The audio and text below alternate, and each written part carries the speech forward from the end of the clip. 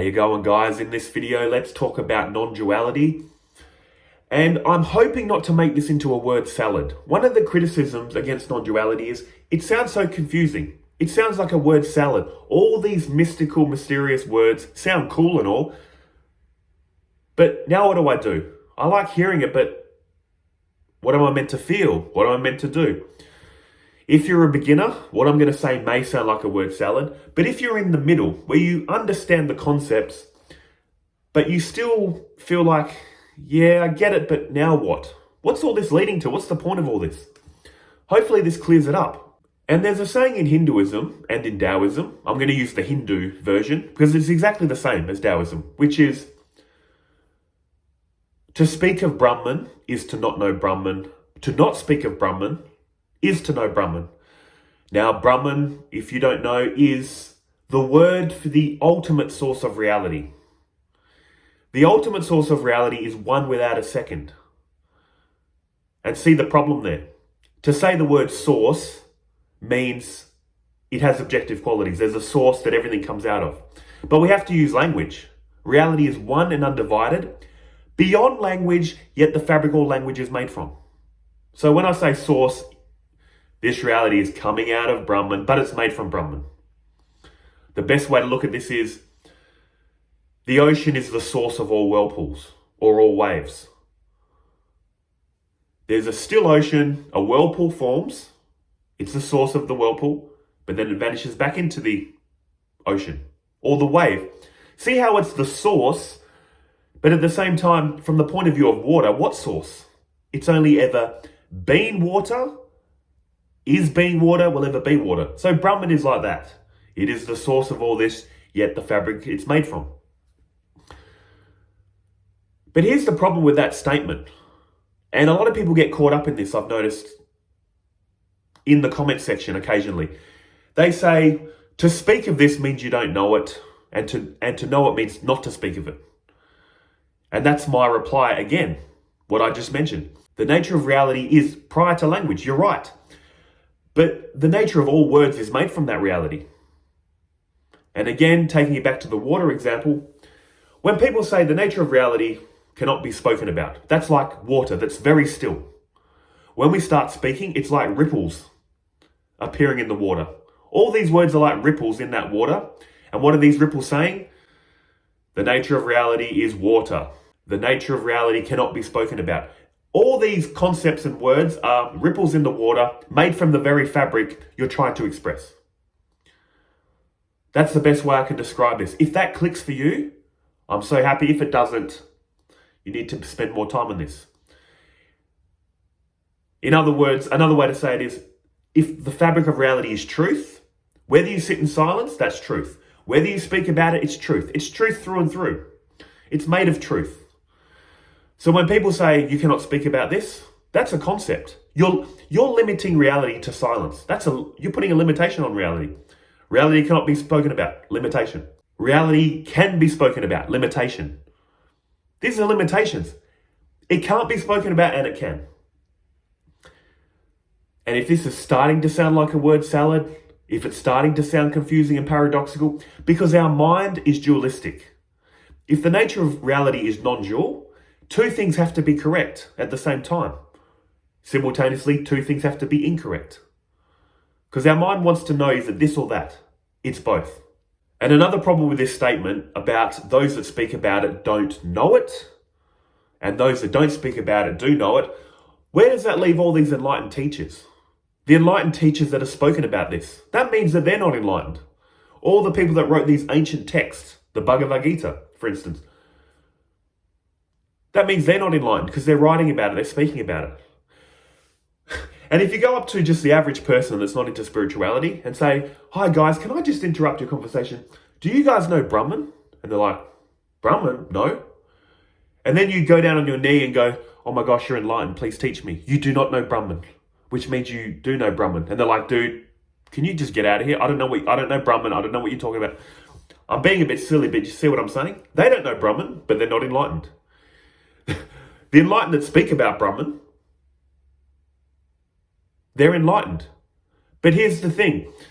What that statement is truly pointing to is If you speak about this stuff and really believe your concepts, then you don't know it. You really think there's something called a Brahman with the attributes of consciousness that is all-knowing, all-powerful.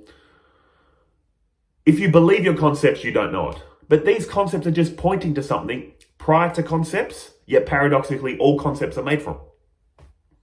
Again, taking it back to that water example. The nature of reality is water, but any whirlpool, any ripple, any wave that appears in the water is made from water. And this is why the nature of reality cannot be understood.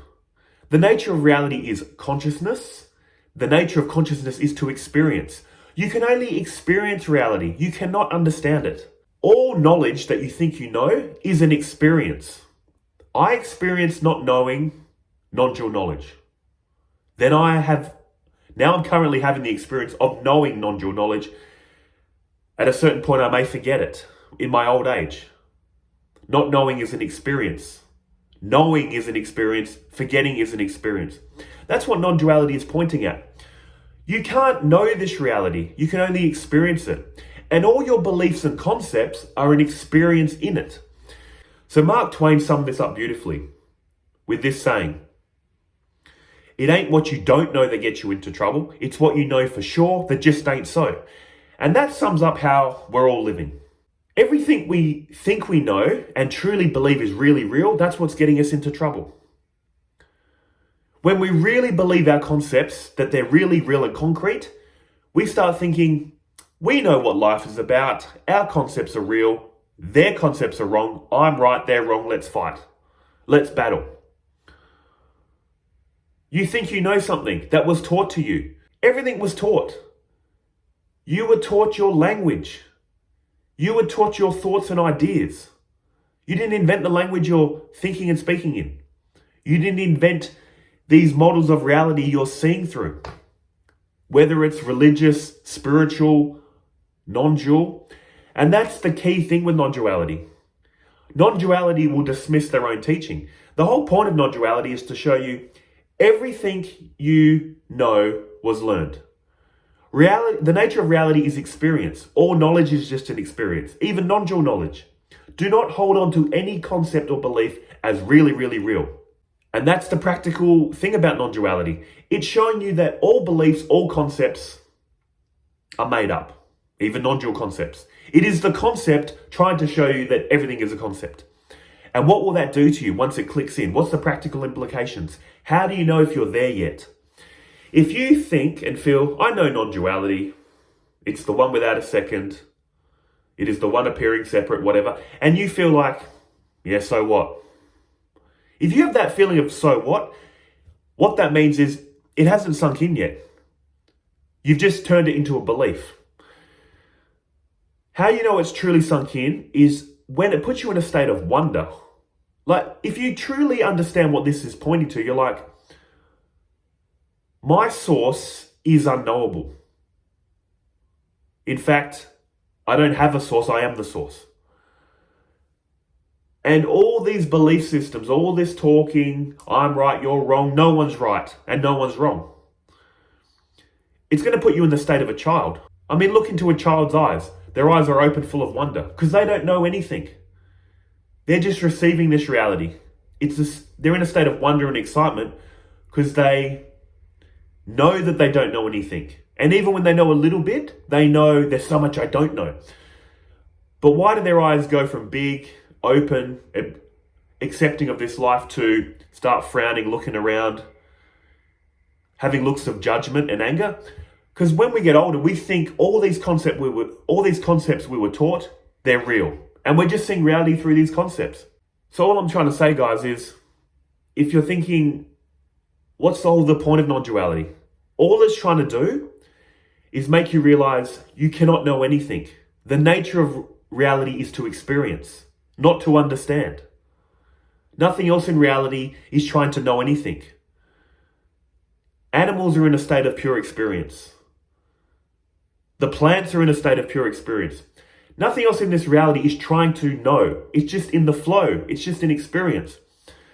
We as a human have the gift of thinking we know something. Cool. That's cool and all. But non-duality again is pointing to the fact that we don't know anything. This is all learned ignorance. We're learning something, taking it to be real, that's putting us in ignorance, which is fine. And that's the beautiful paradox of all this. It's going to take you from feeling like a method actor. A method actor, if you're not sure, is someone that plays a role in a movie and really believes the role they're playing. That's how good they are.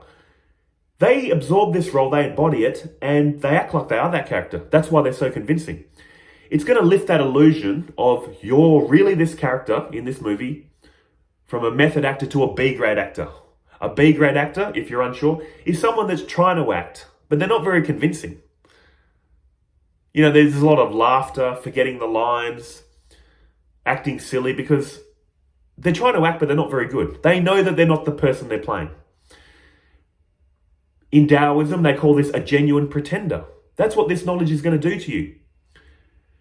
Your role as the person you think you are is going to continue, but you're not going to take it serious anymore. You're not going to get offended. You're going to realize everything you're saying and doing is part of the movie, part of the script. So why get so proud of all your achievements? I did it. I was responsible. Why get so guilty for when things go wrong? That's what you were meant to do. You can feel regret, but you're not going to feel guilt and shame. You're not going to feel jealousy and envy of other movie characters, because that's just what they were meant to do. You're not going to feel hatred and judgment when they do the wrong thing, because that's what they were meant to do. This is the whole vibe non-duality is going to give you. Everyone's path is unique, but I'm just trying to give you the feel of it. It's showing you that all this is made up. All this is concepts. Worldly concepts, religious concepts, spiritual concepts. Non-duality is the knowledge to show you the nature of reality is beyond all knowledge. The nature of reality is experience, and knowledge is an experience. Now I'm starting to sound like a word salad. But to sum up, what non-duality is trying to get in us is that feeling of a child again, where a child knows that they don't know. The problem with our intellect is it thinks it knows. It thinks it's logical and reasonable. The intellect needs to get to the point where it just surrenders and goes, you know what, I don't know. And that's not even a belief. Don't turn that into a belief where I know that I don't know. No, the intellect needs to be taken to the limit and go, I give up. White flag. I get it now. My intellect is limited. It cannot know the source because I am the source and the intellect is coming out of the source. Again, a bit word salady, but I'm just trying to invoke an intuition in you about non-duality. If you're kind of on the fence, you get it, but you're not getting the benefits, you're going to feel like a child again. And in fact, just to end this video, in the Gospel of Sri Ramakrishna, M, the person that wrote the Gospel of Sri Ramakrishna, who would follow Sri Ramakrishna around and document his life, the first time he met him, he thought, wow, this man is very wise. So much wisdom. Amazing. Visits him the next day. He sees Sri Ramakrishna acting like a kid, childish, with his devotees laughing, silly, mucking around. And he's thinking, how is this the same guy from yesterday? Yesterday he was very serious, very wise. Now he's acting like a kid. Exactly. The enlightened act like a fool, act like a child, because they know all this is just concepts. If you're going to be into spirituality or non-duality and act very serious all the time, it means you're buying into your concepts. You need to be serious when it's required. The rest of the time you can act silly if it's appropriate, because all this is nonsense. Ultimately, it's all nonsense. And even that's a concept, isn't it? But I'll leave it at that. I'm just going to end this video with a very important statement that I mentioned earlier. The nature of reality is to experience, it's not to understand. You cannot understand this. All understanding is an experience. And that's the ultimate understanding you can come to. The ultimate understanding is, I cannot understand this. I can only experience this. So that's all you need to do. Experience this reality and appreciate the mystery and miracle that it is, that you are at your core. No one can get you there. I can't get you there. I can try to point you to there. But once you intuit this, it's done for you. Then what's left? Live life as you think you should. And I've chosen to live this life through the devotional lens. That's why I talk about devotion a lot. But again, guys, I hope this helped. I know it can sound confusing. That's why I'm like, oh, this may come out as so confusing to people that are into this stuff, but I'm trying to help. So that's all I wanted to say, guys. Hope it helps. Take care.